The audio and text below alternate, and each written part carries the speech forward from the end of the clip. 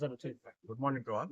ఈ రోజు స్వేచ్ఛ అనేటువంటి ఒక స్వచ్ఛంద సంస్థ ద్వారా న్యాయవాది అయినటువంటి చెల్లయ్య కోటయ్య గారి ఆధ్వర్యంలో మన ఖమ్మం జిల్లా కోర్టు ప్రాంగణంలో ఒక ఇంకుడు గుంతను ఏర్పాటు చేసుకోవడం జరిగింది. ఇంకుడు గుంత యొక్క ప్రాముఖ్యత ఏంటంటే, మనం వర్షం ఏదైతే వస్తుందో, వర్షం ప్రతి బొట్టు కూడా చాలా విలువైనది. ప్రకృతి మనకు అందించినటువంటి ఒక వరము. నీటిని వృధా చేస్తే చాలా డ్రౌట్ లేదా కరువు పరిస్థితులు ఏర్పడేటువంటి విచిత్రమైనటువంటి పరిస్థితులు మనం చూస్తాం. కాబట్టి ప్రకృతి ద్వారా వచ్చినటువంటి వర్షం ద్వారా వచ్చినటువంటి ప్రతి నీటి బొట్టును వర్షి పట్టాలనేటువంటి ఒక మంచి సంకల్పంతో వారి యొక్క స్వచ్ఛంద సంస్థ ద్వారా ఎంతో ఖర్చు పెట్టి మన జిల్లా ప్రాంగణంలో ఈ రోజు ఇంకుడు గింతను ఏర్పాటు చేశారు. ఈ ప్రాంగణంలో ఉన్నటువంటి వర్షం చుక్క ఒక్కటి కూడా ఇప్పుడు వృధా అయ్యేటువంటి పరిస్థితి లేదు. దాని నుంచి భూమిలో నీటి శాతం పెరిగి గ్రౌండ్ లెవెల్ వాటర్ పెరిగి మళ్ళీ మనకు చెట్లకు గానీ మన అవసరాలకు గానీ నీటిని ఉపయోగించుకుంటే అవసరం అయింది. ఒకవేళ ఈ నీటిని ఒడిసి పెట్టకుంటే మనకు ఎండాకాలం అని కాకుండా ఈవెన్ వర్షాకాలం ఇతర కాలాల్లో కూడా కరువు సంబంధించినటువంటి పరిస్థితులు ఏర్పడతాయి. అలాంటి పరిస్థితులు ఏర్పడుతుందంటే ప్రతి ఒక్కరు కూడా తమ సామాజిక బాధ్యతను గుర్తెరిగి తమ ఇళ్లలో కూడా ఇలాంటి ఇంకుడు గుంతలను ఏర్పాటు చేసుకుంటే అది వాళ్లకు ఎంతో మేలు చేస్తుంది. దాంతో పాటు మన పర్యావరణం కూడా ఎంతో మేలు చేస్తుంది. ఈ ప్రాముఖ్యతను గుర్తించి ప్రతి వర్షపు నీటిని మనం రక్షించుకోవాలి, కాపాడుకోవాలి. ఈ భూమిపై పడినటువంటి ప్రతి చినుకు ఈ వృక్షాలకు, జంతువులకు, ఈ మానవాళికి ఉపయోగపడాలని ఇట్లాంటి సదుద్దేశంతో ఈ కార్యక్రమం ఏర్పాటు చేసినటువంటి కోటయ్య గారికి, తర్వాత వారి స్వచ్ఛంద సంస్థకి నా మనస్ఫూర్తిగా శుభాకాంక్షలు, అభినందనలు తెలియజేస్తున్నాను.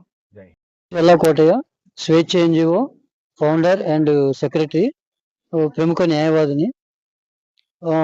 మేము 2011లో ఈ ఎన్జిఓని రిజిస్ట్రేషన్ చేశామండి. మా యొక్క కాన్సెప్ట్ ఏంటంటే save water, save earth, save future. అంటే భావితరాల వారికి నీటిని అందించాలనే ఉద్దేశంతో మన ఖమ్మం జిల్లా కోర్టు ఆవరణలో స్వచ్ఛంద సేవా సంస్థ ఆధ్వర్యంలో ఇంకుడు గుంటను నిర్మించడం జరిగింది.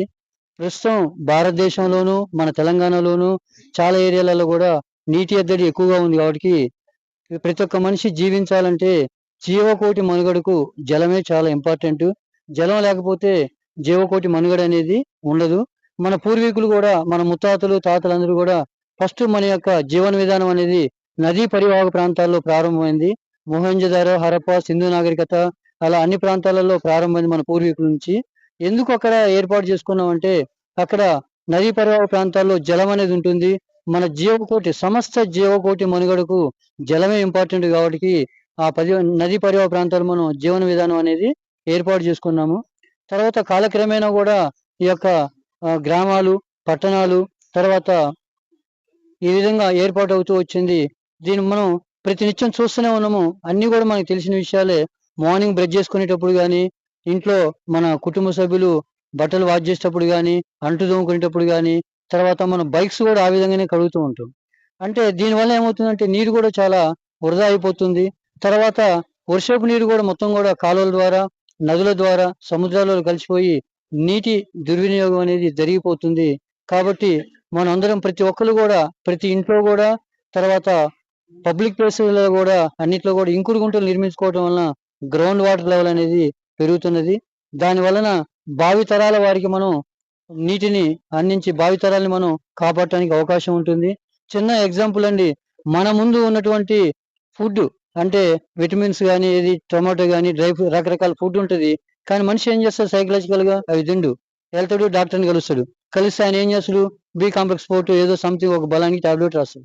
మన కళ్ళ ముందున్నటువంటి వాటిని మనం వినియోగించుకోకుండా సైకలాజికల్ గా ఒక డాక్టర్ని ఏ విధంగా కలుస్తాం, ఫ్యూచర్ లో కూడా వచ్చేటువంటి మన పిల్లలు, అంటే మన తరం తర్వాత వచ్చేటువంటి పిల్లలందరూ కూడా ఇప్పుడు మనం బలానికి క్యాప్సూల్స్ వాడుతున్నట్టు ఫ్యూచర్ లో మన వాటర్ క్యాప్సూల్స్ వాడతారేమో అనే ఒక ఫీలింగ్, భయం అనేది కలుగుతుంది. మన ఐక్యరాజ్య సమితి ప్రకారం 2035 కల్లా నీటి ఎద్దడిలో భారతదేశం కూడా చేరబోతున్నది. కాబట్టి ప్రతి ఒక్కరూ కూడా ప్రతి ఒక్క నీటి బొట్టుని, వర్షపు నీటిని ఆదా చేస్తే భావితరాల వారికి మనం నీటిని అందించి భావితరాలని కాపాడుకుంటాం. తర్వాత మా యొక్క concept each one plant one అండి. ప్రతి ఒక్కరు కూడా ఒక మొక్క నాటాలి. దానివల్ల ఏమవుతుందంటే పర్యావరణం అనేది మనం కాపాడుకోగలుగుతాం.